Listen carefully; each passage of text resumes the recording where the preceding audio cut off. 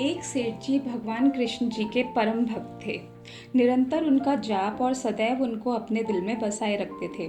वो रोज स्वादिष्ट पकवान बनाकर कृष्ण जी के मंदिर में जाते थे, अपने कान्हा जी को भोग लगाने। घर से तो सेठ जी निकलते, पर रास्ते में ही उन्हें नींद आ जाती और उनके द्वारा बनाए हुए पकवान चोरी हो जाते। सेठ जी बहुत दुखी होते और कान्हा जी से शिकायत करते हुए कहते, हे राधे, हे मेरे कृष्ण, ऐसा क्यों होता है? मैं आपको भोग क्यों नहीं लगा पाता हूँ? कान्हा जी सेठ जी को कहते, हे वत्स, दाने दाने पे लिखा है खाने वाले का नाम। वो मेरे नसीब में ही नहीं है, इसलिए मुझ तक नहीं पहुँचता। सेठ थोड़ा गुस्से से कहते, ऐसा नहीं है प्रभु, कल मैं आपको भोग लगाकर ही रहूंगा, आप देख लेना। और सेठ चला जाता है। कान्हा जी मुस्कुराते हैं और कहते हैं, ठीक है। दूसरे दिन सेठ सुबह सुबह जल्दी नहा धोकर तैयार हो जाता है और अपनी पत्नी से 4 डब्बे भर बढ़िया बढ़िया स्वादिष्ट पकवान बनवाता है और उसे लेकर मंदिर के लिए निकल पड़ता है। सेठ डिब्बे पकड़कर चलता है। रास्ते भर सोचता है, आज तो जो भी हो जाए, सोऊंगा ही नहीं, अपने कान्हा को भोग लगाकर ही रहूंगा। मंदिर के रास्ते में ही उसे एक भूखा बच्चा दिखाई देता है और वो सेठ के पास आकर हाथ फैलाते हुए कुछ देने की गुहार लगाता है। सेठ उसे ऊपर से नीचे तक देखता है।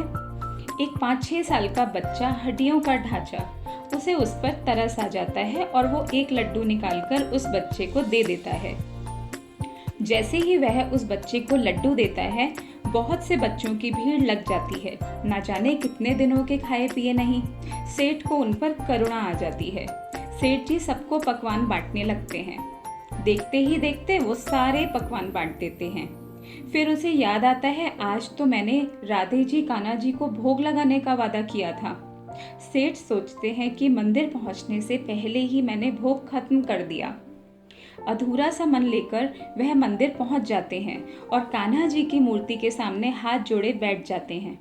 कान्हा जी प्रकट होते हैं और सेठ जी को चिढ़ाते हुए कहते हैं, लाओ, जल्दी लाओ मेरा भोग, मुझे बहुत भूख लगी है, मुझे पकवान खिलाओ। सेठ सारी बात कान्हा को बता देते हैं। कान्हा मुस्कुराते हुए कहते हैं, मैंने तुम्हें कहा था ना, दाने दाने पर लिखा है खाने वाले का नाम। जिसका नाम था उसने खा लिया, तुम क्यों व्यर्थ चिंता करते हो? सेठ कहता है, प्रभु, मैंने बड़े अहंकार से कहा था आज आपको भोग लगाऊंगा, पर मुझे उन बच्चों की करुणा देखी ही नहीं गई और मैं सब भूल गया। कान्हा फिर मुस्कुराते हुए कहते हैं, चलो आओ मेरे साथ, और सेठ को उन बच्चों के पास ले जाते हैं जहाँ सेठ ने उन्हें खाना खिलाया था और सेठ से कहते हैं, जरा देखो, कुछ नजर आ रहा है? सेठ की आंखों से आंसुओं का सैलाब बहने लगता है। स्वयं बाके बिहारी लाल उन भूखे बच्चों के बीच में खाना खाने के लिए लड़ते नजर आते हैं। कान्हा जी कहते हैं, वही वो पहला बच्चा है जिसकी तुमने भूख मिटाई। मैं हर जीव में हूँ, अलग अलग भेष में, अलग अलग कलाकारी में। अगर तुम्हें लगे मैं ये काम इसके लिए कर रहा था पर वो दूसरे के लिए हो जाए, तो उसे मेरी ही इच्छा समझना, क्योंकि मैं तो हर कहीं हूँ। बस दाने नसीब की जगह से खाता हूँ। जिस जिस जगह नसीब का दाना, वो पहुँच जाता है।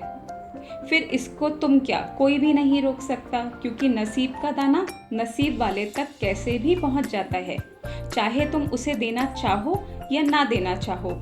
अगर उसके नसीब का है तो उसे प्राप्त जरूर होगा। सेठ कान्हा के चरणों में गिर जाते हैं और कहते हैं, आपकी माया प्रभु आप ही जाने। प्रभु मुस्कुराते हैं और कहते हैं, कल मेरा भोग मुझे ही देना, दूसरे को नहीं। और प्रभु और भक्त हंसने लगते हैं। आप लोगों के साथ भी ऐसा बहुत बार होता होगा। किसी और का खाना या कोई और चीज़ किसी और को मिल गई, पर आप कभी भी इसका गुस्सा ना करें। ये सब प्रभु की माया है, उसकी हर इच्छा में उसका धन्यवाद करें। जय श्री राधे।